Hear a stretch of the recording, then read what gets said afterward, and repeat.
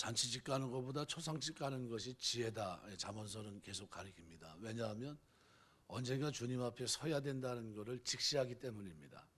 내가 언젠가는 주님 앞에 서지라는 거죠.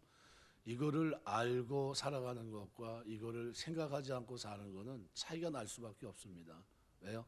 하나님이 우리의 마음을 감찰하실 뿐만 아니라 감찰한 대로 우리의 삶을 다 판단하시기 때문에 그렇습니다.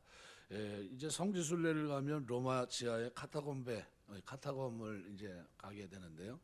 지하 4층 깊이의 너비가 1m 가량의 지하도를 만들고 좌우 벽에 벽감을 층층이 내어서 벽감마다 죽은 사람들의 유해를 안치한 다음에 벽돌로 대리석판으로 이제 밀폐했는데 길이가 한 20km 됩니다. 이 카타콤베가 만들어진 곳의 토양이 응회질이라고 합니다. 그러니까 이 토양은 얼마나 부드러운가 하면 맨손으로도 파낼 수 있지만 일단 공기가 닿으면 시간이 흐르면서 돌처럼 딱딱하게 굳어져서 응애함이 됩니다. 그래서 이 응애질은 토양과 공기와 맞닿아서 응애함으로 응고되는 과정에서 시체의 썩은 냄새와 썩은 물을 완벽하게 흡수하기 때문에 묘소로서도 최적의 환경이었다고 그러죠. 그러니까 초기 로마 그리스도인들이 네로 황제 박해를 피해서 카타콤베에서 예배를 드리던 때가 주후 60년경입니다. 그러니까 굉장한 어려움을 겪었었죠. 그들은 부활하신 주님의 영광에 참여한 이 기쁨 때문에 세상에서의 모든 부귀영화의 삶을 내려놓은 겁니다. 오직 하나님의 자녀로 삶을 선택했기 때문에 핍박을 피해서 빛이 들어오지도 않는 카타콤에서 시작해서 카타콤에서 끝나는 경우가 많았습니다. 햇빛을 보지 못했기 때문에요. 50을 넘어가기가 쉽지 않았죠. 많은 어려움을 겪으면서도 그들은 명맥을 유지했고 신앙을 유지했습니다. 새벽이 동토하는 갈릴리 바닷가의 새벽의 정적을 깨우는 주님께서 베드로에게 주님을 사랑한다라고 하는 것은 주님의 양들을, 그죠? 어린 양서부터 청년 또는 장년에 이르는 양을 구분 없이 치고 먹이는 구체적인 삶이 돼야 된다라는 사실을 분명히 일깨워 주셨습니다. 그리고 주님의 말씀 오늘 본문 18절에 이렇게 이어집니다. 내가 진실로 진실로 내게 이르노니 내가 젊어서는 스스로 띠띠고 원하는 곳으로 다녔거니와 늙어서는 내 팔을 벌리리니 남이 내게 띠띠우고 원하지 아니하는 곳으로 데려가리라. 이것은 주님의 예언의 말씀이겠죠. 그래서 이 말씀의 의미를 19절 상반절은 설명합니다. 이 말씀으로 하시면 베드로가 어떠한 죽음으로 하나님께 영광을 돌릴 것을 가리키심이라 이렇게 얘기합니다. 이 구절에서 예수님께서 베드로의 말년의 순교를 예고한 것으로 해석되고 있습니다. 그러나 본문은 베드로의 청년 때 주어진 메시지입니다. 그러니까 지금 주님께서 베드로에게 어떠한 죽음으로 하나님께 영광을 돌릴 것을 일깨워 주셨다면 그것은 몇십 년 후의 일입니다. 베드로에게 닥칠 순교는 몇십 년 후의 일이에요. 근데 왜 얘기했을까요? 그 자체만을 의미하는 것이 아니라는 것을 우리가 넉넉하게 이해할 수 있습니다. 그러니까 본문을 통해 예수님께서는 베드로에게 뭘 깨우치려고 하는 거냐 하면요, 인생의 본질, 태어나서 죽고 언젠가는 하나님 앞에 서야 된다는 것을 지금 얘기하는 겁니다. 베드로에게 그 어떤 인간도 예외가 없고 누구나 다 똑같이 죽지만 원치 않은 때, 원치 않는 곳에서, 원치 않은 방법으로 느닷없이 엄습할 죽음을 직시하는 겁니다. 나도 죽을 수 있다는 거예요. 오늘 제가 필리핀 간다고 해서 기도를 해주셨는데 참 감사해요. 어떤 일이 일어날지 모르거든요. 네. 어떤 일이 일어날지는 잘 모르는 겁니다. 모든 상황은 다 언제든지 오픈되어 열려 있죠. 그 상황은 누구 손에 있습니까? 하나님의 손에 있고 어떠한 삶으로 끝을 맺을지도 우리는 잘 알지 못해요. 죽음의 의미입니다. 그러니까 이 죽음의 의미를 각인시켜주고 계신 겁니다. 언젠가 네가 원하지 않는 곳에 가서 원하지 않는 네가 생각지 못한 방법으로 죽을 수 있다는 거죠. 지금은 젊어 그런 생각을 하지 않는다 할지라도 너 역시도 반드시 무덤 속의 시체로 누울 날이 있다는 겁니다. 그러니까 공허한 갈릴리로 대변되는 이 세상의 것을 움켜쥐기 위해서 욕망의 허리띠를 졸라매고 밤낮 헛그물을 하느라 안달했던 손을 이제 내려놓아야 된다는 것이고요. 더 나아가서는 하나님을 향해서 두 팔을 벌려 항복하면서 하나님의 인도하심을 따르는 삶만이 죽음에 이르도록 하나님께 영광이 되는 삶이 될 수 있다고 하는 것, 바로 이거를 베드로에게 일깨워주고 계신 겁니다. 이 말씀을 하시면서 19절 하반절에는 이렇게 말합니다. 베드로에게 나를 따르라. 이게 무슨 얘기냐면요, 죽음을 직시하고 죽음의 의미를 바로 깨닫는 사람만이 길이요 진리요 생명이신 주님을 진정으로 따를 수 있다는 거예요. 이 말씀의 의미를 깨달은 베드로가 사도행전의 행적을 보면요, 이제 사도행전의 막을 여는 주역입니다. 그래서 초대교회를 이끌어가는데 큰 부흥운동, 성령운동의 중심에 서 있었습니다. 십자가에 거꾸로 못 박아 순교하는 그 순간까지 그의 삶이 사도의 삶으로 인간될 수 있었던 것은 바로 이와 같은 예수님의 말씀을 그가 직시하면서 내가 언젠가 하나님 앞에 서야 된다는 사실, 나의 주인 앞에 내가 서야 된다는 사실을 그가 알았기 때문이죠. 사복음서가 끝나는 요한복음 21장 마지막 단락에서 주님께서 베드로로 하여금 뭐를 얘기하냐면요, 죽음이라고 하는 것을 가르치고 계신 겁니다. 그러니까 주님께서 베드로를 진정으로 사랑하시는 사랑의 증거는 다른 게 아니라 죽음을 생각해 보라는 거예요. 네가 내 앞에 섰을 때, 인생이 걸어가고 한 번 죽는 그 후에 내 앞에 서야 되는 그 장면을 생각해 보라는 겁니다. 죽음을 가르쳐 주는 것보다 더 큰 사랑은 없는 겁니다. 어떻게 사느냐? 이제 제 후배 가운데 목사님 이제 되신 분이 한 분이 있는데, 이제 중고등부 때 이제 수련회를 갔을 때, 그때 무슨 이제 집회가 끝나고 이제 오후 시간에 뭘 했냐면요, 묘비를 이렇게 종이에다 한 장씩 주고, 내가 만일 신앙생활을 다 끝내고 난 후에 만약에 내 묘비에 어떤 글이 써졌으면 좋겠니, 이거를 가지고 한번 생각하면서 한번 묘비를 한번 만들어 봐라. 이게 그 시간에 이제 우리가 해야 될 일이었습니다. 그 친구가 곰곰이 생각하고 그러더니 그 묘비에다가 이제 쓴 거죠. 저는 말할 것도 없어요. 제가 중학교 때 우리 고모네 집에, 장충동 고모네 집에 갔는데 포목상 하니까 잘 살죠. 희한하고 장충동 살았으니까 괜찮지 않습니까? 갔는데 롯데를 갔는데 눈이 확 뒤집히더라고. 이런 세상이 있구나. 전혀 다릅니다. 수원은 시골이고요. 거기 올라갔더니 서울이 이런 곳이구나. 그때 당시는 에스컬레이터도 보기 쉽지 않았잖아요. 근데 엘리베이터가 있더라고요.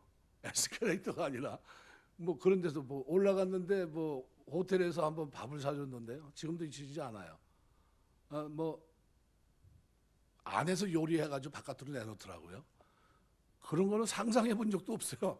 안에서 누가 요리해가지고 바깥에 내놓고 그걸 먹는 거라는 생각을 한 번도 못했어요. 그래가지고 가서 보는데 눈이 휘둥그레 이렇게 보는데 처음으로 눈으로 먹고, 그 다음에 너무 먹을 게 많으니까 못 먹겠더라고요. 그래서 제가 그랬는데, 그때 우리 지금 위에 큰형, 그러니까 고모네 큰형이 고대 영문과 졸업해가지고 이제 영국 유학 가서 이제 영어 이제 고대에서 지금 그거 이제 교수하다가 이제 은퇴했는데요. 그 형이 이제 자기 이제 입으려고 이제 고모가 옷을 하나 사왔어요. 이제 근데 제가 어렸을 때 좀 컸거든요. 근데 그거를 이제 한번 이제 입혀본 거예요. 입혀봤는데 아버지가 옆에 있다가, 야, 너 잘 어울린다. 이제 아버지가 농담 삼아 얘기했죠. 근데 제가 이렇게 입어보니까 진짜 좋아요. 아주 새 거고 굉장히 신선하죠. 신바람이 났어요. 속에서 그냥 기분이 좋은 겁니다. 근데 이제 벗어놓으려니까 좀 그래요. 기분이 영 그렇더라고. 내게 아니니까. 근데 그때 그 아버지가 그러더라고. 야, 고모가 줄 때 가지고 가라. 괜히 집에 가서 후회하지 말고. 그러더라고요. 근데 그거를 두고 왔어요. 자존심이 있어서. 그리고 얼마나 후회를 했는지, 그걸 내가 왜 벗어놓고 왔지? 이게 머릿속에서 지워지지가 않는 거예요. 그걸 내가 입고 왔어야 되는 건데 그걸 못 입고 온 거예요. 그때 그 굉장히 좋은 옷이었거든요, 그게. 그래서 제가 그때 이후로 제 좌우명은 겁니다. 절대 후회하지 말자. 저는 뭐 할 것도 없어요. 우리 아이들이 학교 갔는데 가운을 저기 써갖고 오는 게 있나 봐요. 나한테 물어보더라고요. 그래서 내가 절대 후회하지 말라야. 우리 집 가운은 절대 후회하지 말자. 후회하지 말아라. 그런 행동을 하지 말자 이거예요. 베드로에게 예수님께서 이 말씀을 하신 건 뭡니까? 죽음 그리고 그 위에 네가 내 앞에 서야 된다는 사실을 항상 잊지 말라는 거예요. 뭐 어떻게 살았겠을까요? 아멘. 진짜 새로운 인생을 살았을 겁니다. 3번 부인했던 사람이 또 부인했을까요? 아니요. 매 맞으면서 견딥니다. 죽은 위협 속에서도요 이겨내고요. 그리고 예루살렘에서 복음의 불길이 번져서 이제 올라가면 이방인에게 복음이 증거될 때요. 그러면 어떻게 해요? 손을 내려놓을 만한데요. 그런데 갈라디아 이런 데를 가면서 끝까지 뭐 합니까? 그 이방의 복음에 전파하는 그 사역에 바울과 함께 쉽게 말하면 욕을 먹으면서까지 창피를 당하면서까지 그 사역을 감당하면서 나중 앞에 주님 앞에 쓴 사람이 누구냐면 베드로예요. 그때 왜 그 사람이 이렇게 살았을까? 얘를 얘기했을 때 마지막 이 주님과의 이 대화가 그 인생을 바꾸는 겁니다. 내가 언젠가 주님 앞에 서야 되는데 내가 다시는 주님의 이름에 부끄러움을 당하지 않겠다. 절대 내가 후회하지 않는 인생 믿음의 길을 걸어갈 거다. 주님이 나에게 당부한 말도 잊지 않았을 겁니다. 내가 돌이킨 후에는 형제를 굳게 하라. 어떤 사람이 됐을까요? 기도하는 사람이 됐을 거고요. 누구보다도 하나님의 복음이 이방 땅에 전파되는 그 중요한 순간에 베드로는 무슨 사람이었을까요? 기도의 사람이었을 겁니다. 그냥 그 복음이 증거되고 이방 땅에 복음이 심어지고 그들의 오늘 골로새서 말씀을 인용한다면 골로새 성도들이 에바브로가 기도를 하잖아요. 온전하고 완벽하게 세워질 수 있는 하나님의 뜻을 알고 온전하고 완전한 사람으로 서기를 위해서 그가 힘써서 기도한 것처럼 아마 베드로는 그 이상이었을 겁니다. 초대교회를 이끌어가면서 그는 기도의 사람이었고요. 그가 복음을 전할 때 한때는 3,000명씩 회개하는 역사가 있었고요.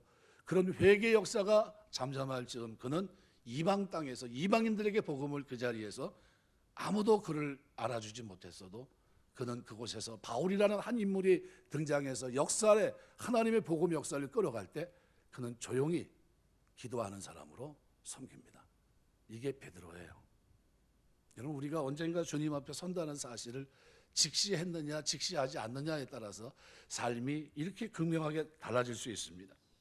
오늘 우리는 모두 죽음을 피할 수 없습니다. 그럼 죽음의 의미가 뭡니까? 죽음이란 모든 것을 두고 가는 겁니다. 쥐고 있던 모든 것을 툴툴 털고 빈손으로 가는 겁니다.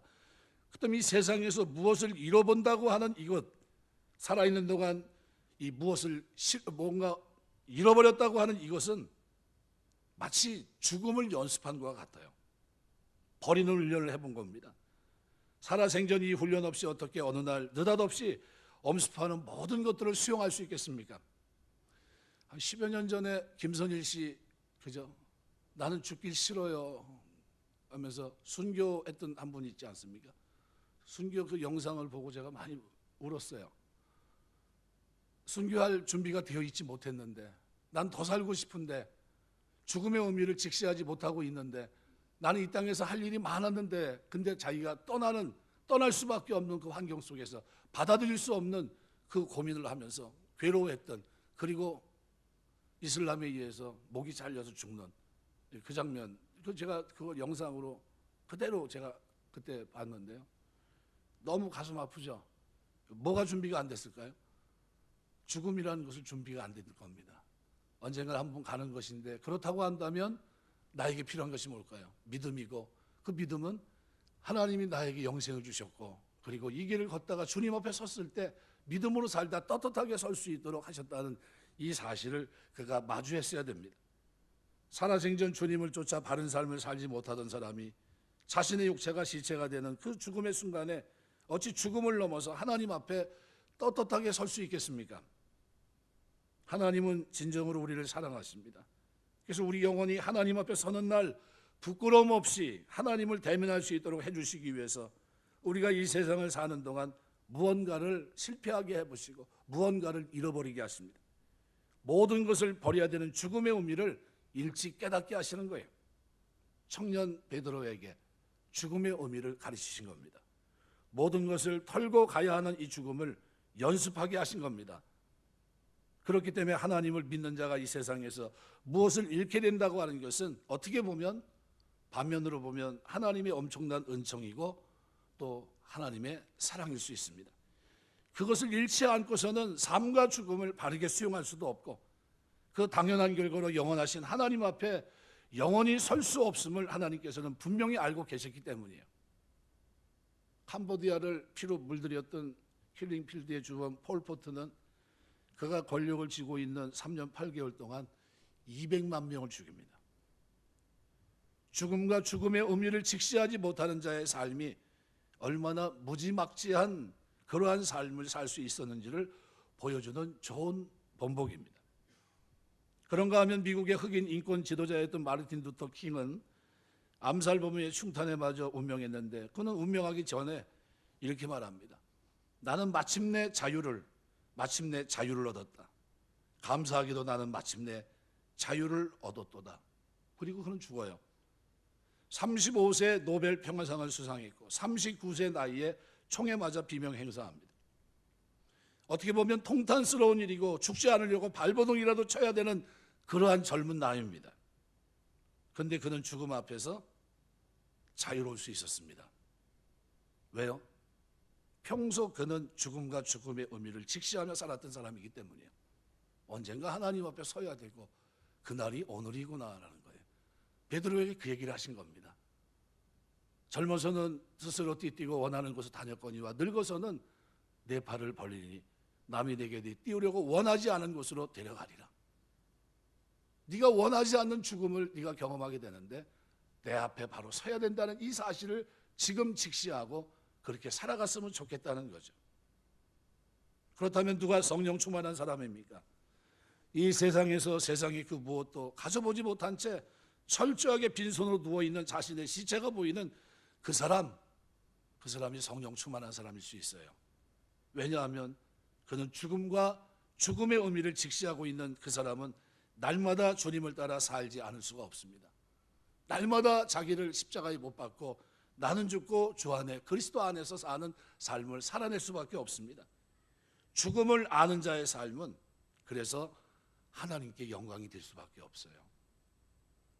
잔치집에 가는 것보다 초상집에 가는 것이 낫습니다. 이유는 죽음을 생각하게 하기 때문이에요. 내가 하나님 앞에 언젠가는 서야 된다는 사실이고요. 그래서 그 친구는 중학교 2학년 때 수련회 가가지고 묘비에다가 내가 복음을 전하다 주님 앞에 설 수 있도록 해주십시오 이렇게 기도하면서 했는데 지금 목사가 돼서요. 지금 기흥 어디에서 지금 목회하고 있어요. 네, 이름을 대면 이제 알 수 있을 정도로 열심히 사역을 합니다. 네, 중학교 때 결단이에요. 하나님, 내가 이제 하나님의 복음을 위해서 헌신하려고 합니다. 근데 그때 자기만 헌신한 게 아니라 그 동생도 헌신했어요. 두 형제가 다 목사가 됐습니다. 목사가 돼가지고 그래가지고 만나면 제가 그 얘기를 합니다. 그때 너 뭐라고 썼는지 알아? 물어봐요. 물어보면 그때 그것 때문에 제가 결단했어요. 그래요. 그때 그것 때문에 묘비에다가 너 뭐라고 썼으면 좋겠니? 내 인생을 살아낸 다음에 묘비에다가 어떤 글이 썼었으면 좋겠니? 그걸 한번 써보고 거기에 걸맞는 삶을 한번 살아낼 수 있도록 하나님의 도움을 구하는 건 어떻겠냐? 그 프로그램이었는데 그 프로그램에서 자기 인생을 하나님께 맡기는 이와 같은 훌륭한 결실을 맺었습니다. 말씀을 맺겠습니다. 우리는 우리의 태어날 날을 알고 있지만 우리의 죽을 날 그리고 시간을 알지 못합니다. 그러나 한 가지 분명한 사실은 우리가 비록 우리의 죽음의 날과 시는 알지 못한다 할지라도 그 시간은 어김없이 우리에게 다가오고 있다는 거죠. 그리고 이 시간 우리를 사랑하시고 예고 없이 찾아오시는 죽음과 죽음의 의미를 하나님께서 직시하게 하십니다. 언젠가 서야 된다는 거죠. 우리가 주님을 향해 두 팔을 벌리고 주님만을 쫓기를 원하는 이유가 있다면 단 한 가지 이유예요.